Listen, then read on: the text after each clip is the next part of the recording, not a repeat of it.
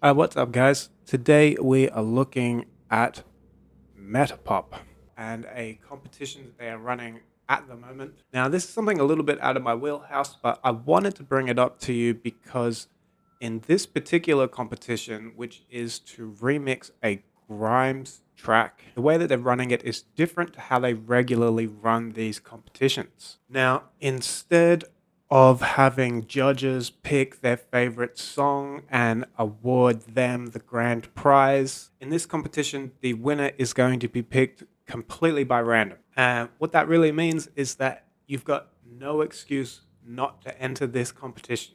Some of the prizes include a Native Instruments Complete Control S49, Machine Mach 3, Complete Control A61, Complete Control M32, Complete Control Audio 6, and a bunch of other prizes as well. And so, like I said earlier, this one is a little bit different from what I normally do. So I just wanted to talk you through how I made my remix.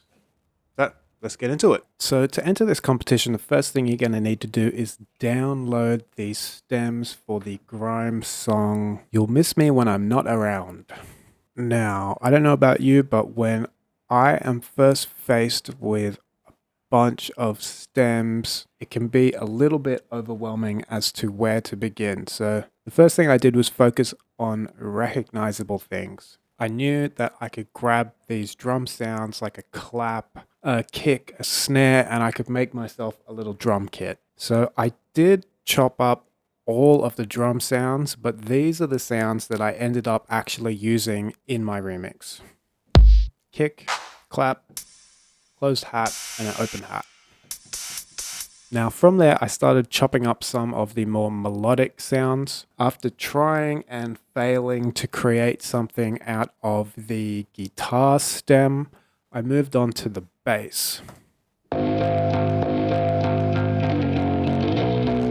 So this is the bass stem.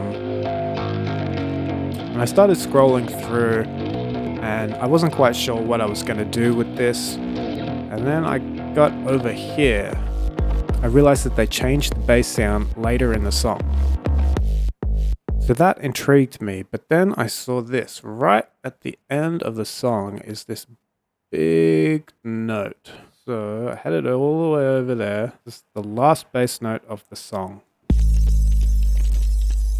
And when I heard that, I knew I could do something with that sound. So what I ended up doing was chucking that sound into an instance of Serato sample because I wanted to play with the pitch without messing with the timing. You can hear there's a kind of percussive element like a shaker or a hi-hat. And I wanted that timing to stay the same as I messed with the pitch. After messing around for a few minutes, I came up with this really simple pattern.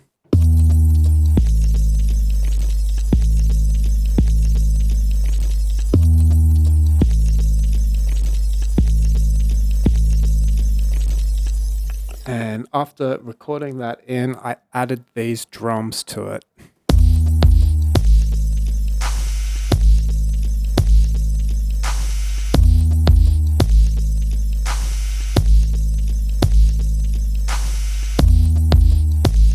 Now, for me personally, I could have just left it there, put some cuts on it, I would have been happy. But I thought for the sake of making a remix, and one of the requirements of making a track for this competition is that your song be at least 2 minutes long, I figured I better add some more parts.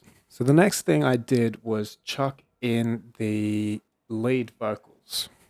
I shot myself yesterday. Got to heaven anyway. I really had no idea what I wanted to do with this, so I just started randomly searching through the track.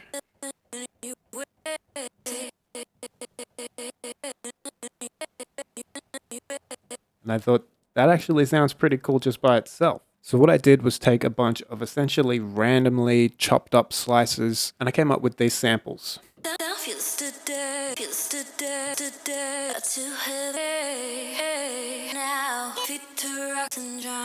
And to create the pattern that I ended up using for the song, what I did was stick to these two samples and just record in a rhythm that I wanted to use, which was something like this.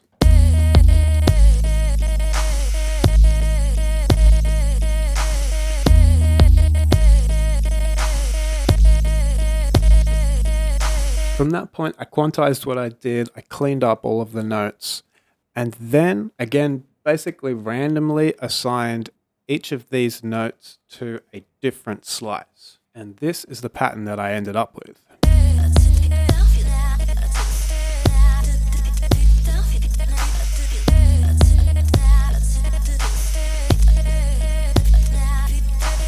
Alright, so the last thing that I added to this song was a little bit of the synth stem. I found this one chord note.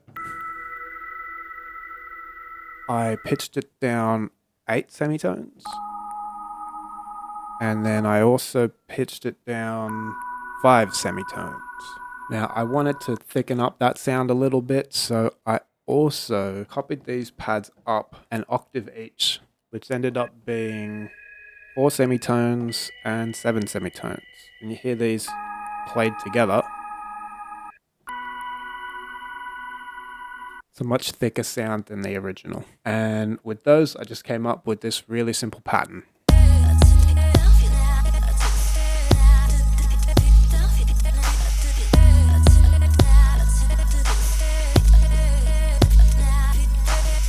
Coffee break. Alright, so it was at this point that I exported everything out of Machine and into Ableton. So from here I started mixing and arranging my song. But at some point I realized that if I wanted to keep this song interesting for the whole 2+ minutes, I would need to change some things up a little bit. The first thing I did was change up the little vocal chop section that I had created.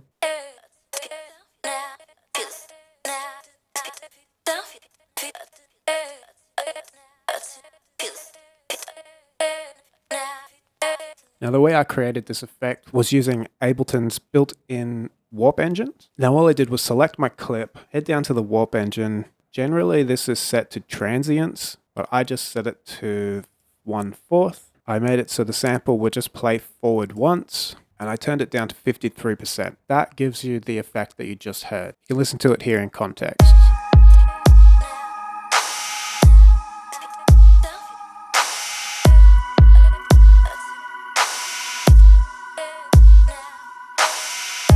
The last little bit that I added to this song was I went back to the a cappella. There's a part of the intro of this song that has this other vocal chop up section.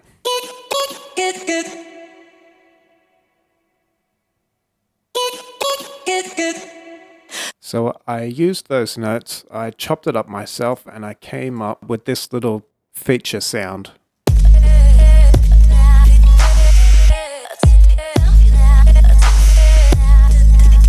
And that's basically it. You know, I did a little bit more mixing, some mastering, finished the arrangement, and called it a day. So I'll play you my finished track, but before I do, I would suggest again to head over to Metapop, have a look at this remix competition, have a look at all the other competitions that are on the site, and yeah, just have some fun with it. But yeah, that's about it. I will catch you guys in the next one. Peace.